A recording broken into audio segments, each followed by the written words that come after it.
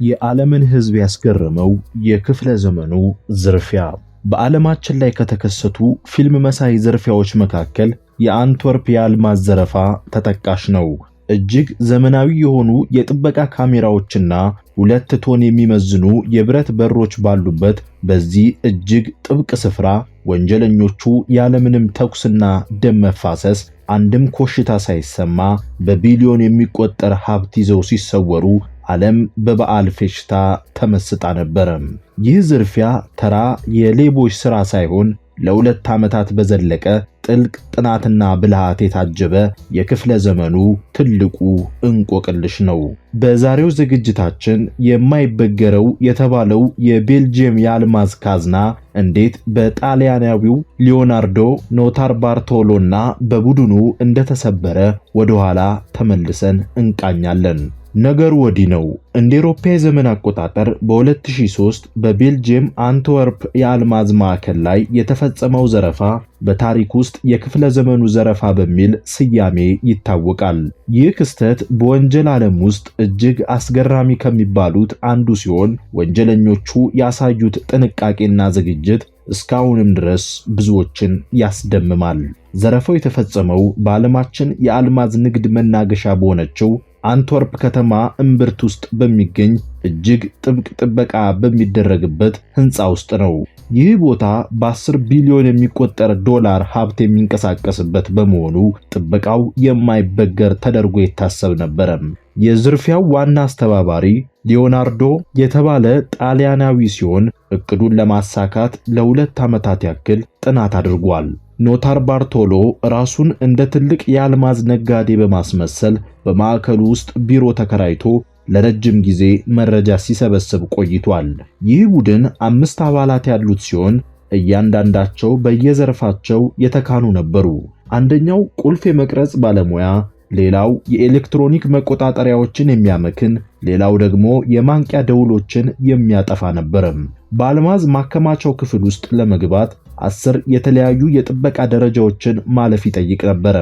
እነዚህም የጣት አሻራ መለያዎችን፣ የሙቀትና የመሬት መንቀጥቀጥ መቆጣጠሪያዎችንና በቢሊዮን የሚቆጠሩ ጥምር ኮማንዶዎችን ያካትታሉ። የዝርፊያው ቡድን በእቅዳቸው ወቅት ሁሉንም የጥበቃ ዘዴዎች እንዴት ማለፍ እንደሚችሉ በተደጋጋሚ ልምምድ አድርጓል። በተጨማሪ በጨለማ ውስጥ በፍጥነት እንዴት መንቀሳቀስ እንደሚችሉም ሰልጥነዋል። የዘረፋው ቀን እንደ አውሮፓውያኑ የዘመን አቆጣጠር የካቲት 15 እና 16 ቀን 2003 የሳምንቱ መጨረሻ በዓል በነበረበት ወቅት ተመርጧል። በዚህ ወቅት ማዕከሉ ዝግ ስለነበር ለወንጀለኞቹ ምቹ ሁኔታን ፈጥሮላቸዋል። ኖታርባርቶሎ እና ቡድኑ ወደ ሕንፃው የገቡት ሳይታወቁ ነበር። የጥበቃ ካሜራዎቹን ቀድመው በወሰዱት እርምጃ ምስል እንዳይቀርጹ በማድረጋቸው እንቅስቃሴያቸው በሚስጥር ተይዞ ቆይቷል። ወደ ዋናው የማከማቻ ክፍል ለመድረስ በመጀመሪያ የብረት በሩን መክፈት ነበረባቸው። ይህ በር 2 ቶን የሚመዝን ሲሆን በላዩ ላይ የተገጠሙለት መቆለፊያዎች ያለምንም እንከን ከፍተውታል። በክፍል ውስጥ የነበሩትን የብርሃንና የሙቀት ሴንሰሮች በፀጉር መርጫ ሄር ስፕሬይ እና በሌሎች ቀላል ቁሶች አማካኝነት እንዳይሰሩ አድርጓቸዋል። ይህ ብልሃት እጅግ ዘመናዊ የሆነውን ቴክኖሎጂ በቀላል መንገድ መርታታቸውን ያሳያል። በዝርፊያው ምሽት ቡድኑ ከ189 ሳጥኖች ውስጥ 123ቱን ሰብረው በመክፈት አልማዞችን፣ ወርቆችንና ሌሎች ውድ ጌጣጌጦችን ዘርፈዋል። የዘረፉት ሀብት ግምት ከ100 ሚሊዮን ዶላር በላይ እንደነበር ይገመታል። ዘራፊዎቹ የዘረፉትን ሀብት በቦርሳው ሞልተው ከተማዋን ለቀው ወጥተዋል። የሚገርመው ነገር ፖሊሶች ዘረፋው መፈጸሙን ያወቁት ሰኞ ጠዋት ሰራተኞች ወደ ሥራ ሲመለሱ ነበር። ምንም እንኳን ዝርፊያው እጅግ የተሳካ ቢሆንም ወንጀለኞቹ አንድ ትልቅ ስህተት ሰርተው ነበር። ኖታርባርቶሎ እና ግብረአበሮቹ የተጠቀሙባቸውን ቆሻሻዎችና ማስረጃዎች በአንድ ጫካ ውስጥ ጥለውት ሄደዋል። አንድ በጫካ አቅራቢያ የሚኖር ነዋሪ በጫካ ውስጥ የተጣሉትን ቆሻሻዎችና ወረቀቶች ተመልክቶ ለፖሊስ ደወለ። በዚህ ቆሻሻ ውስጥ የአልማዝ ማዕከሉን የሚገልጹ ሰነዶችና ግማሽ የተበላ ሳንዶች ተገኝተዋል። ፖሊሶች በሳንድዊቹ ላይ በተደረገ የዲኤንኤ ምርመራና በቆሻሻ ውስጥ በተገኘ ደረሰኝ አማካኝነት ኖታር ባርቶሎን ማግኘት ችለዋል። ይህ አጋጣሚ ለዓመታት የታቀደውን ወንጀል እንዲጋለጥ ምክንያት ሆኗል። ኖታር ባርቶሎ በቁጥጥር ስር ቢውልም አብዛኛው የተዘረፈው አልማዝ ግን እስካሁን ድረስ አልተገኘም። ይህ ሀብት የት ሊደርስ እንደሚችል በርካታ ግምቶች ቢኖሩም ሚስጥሩ በወንጀለኞች ዘንድ ተጠብቆ ቆይቷል። ኖታር ባርቶሎ በፈጸመው ወንጀል ምክንያት የ10 ዓመት እስር ተፈርዶበታል። ነገር ግን እርሱ እንደሚለው ዝርፊያው የተፈጸመው በአንድ የአልማዝ ነጋዴ ኢንሹራንስን ለማግኘት በተደረገ ስምምነት እንጂ እሱ ብቻውን ያቀደው እንዳልነበር ይሞግታል። ይህ ዘረፋ የደህንነት ስልቶችን በማዘመን ረገድ ትልቅ ለውጥ እንዲመጣ አድርጓል። የአንትወርፕ የአልማዝ ማዕከልና መሰል ተቋማት የጥበቃ ስርዓታቸውን ሙሉ በሙሉ እንዲቀይሩ አስገድዷቸዋል። የዓለም መገናኛ ብዙሃን ይህንን ታሪክ ለረጅም ጊዜ ዘግበውታል። በወንጀለኞቹ ብልሃትና በጥበቃው ድክመት ዙሪያ በርካታ መጻሕፍት ተጽፈዋል፣ ፊልሞችም ተሰርተዋል። ይህ ታሪክ የሚያሳየው የቱንም ያህል ዘመናዊ ቴክኖሎጂ ቢኖር የሰው ልጅ ብልህ ሆነና ክፍተቶችን መፈለግ ከቻለ ምንም ማድረግ እንደሚችል ነው። ሆኖም ግን ትንሿ ስህተት እንኳን የቱንም ያክል ትልቅ እቅድ ቢኖር ውድቀትን እንደምታመጣ ትልቅ ማሳያ ነው። በአሁኑ ወቅት የአንትወርፕ ከተማ አሁንም የዓለም አልማዝ ማዕከል ሆና ቀጥላለች። ነገር ግን የ2003ቱ ዘረፋ ሁልጊዜም እንደ ትልቅ ማስጠንቀቂያ በታሪኳ ውስጥ ተመዝግቦ ይኖራል።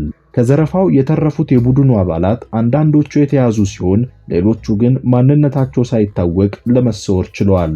ይህ ደግሞ ለጉዳዩ ተጨማሪ ትኩረትን ሰጥቶታል።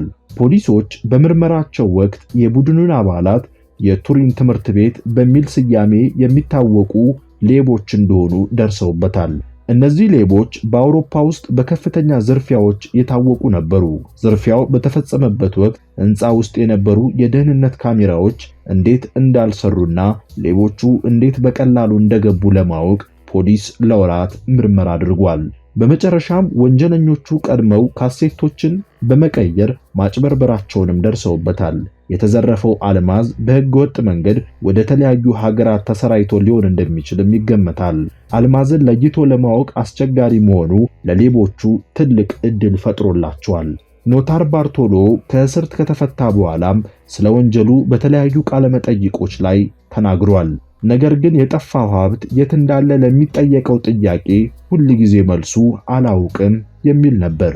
በወቅቱ የአንትዋርፕ ከንቲባ የነበሩት ሊዮናርዶ ዴልዋይድ በከተማቸው እምብርት ላይ የተፈጸመውን ድርጊት በከተማችን የደህንነት ታሪክ ላይ የደረሰ ትልቅ ጥቁር ጠባሳ በማለት ገልጸውታል። ከንቲባው አክለውም ይህ ድርጊት በዓለም አቀፍ ደረጃ በአንትወርፕ የአልማዝ ንግድ ላይ የነበረውን እምነት ሊሸረሽር የሚችል አደገኛ ክስተት እንደነበረና የወንጀለኞቹ ድፍረት እጅግ አስገራሚ መሆኑን በአድናቆት ገልጸዋል።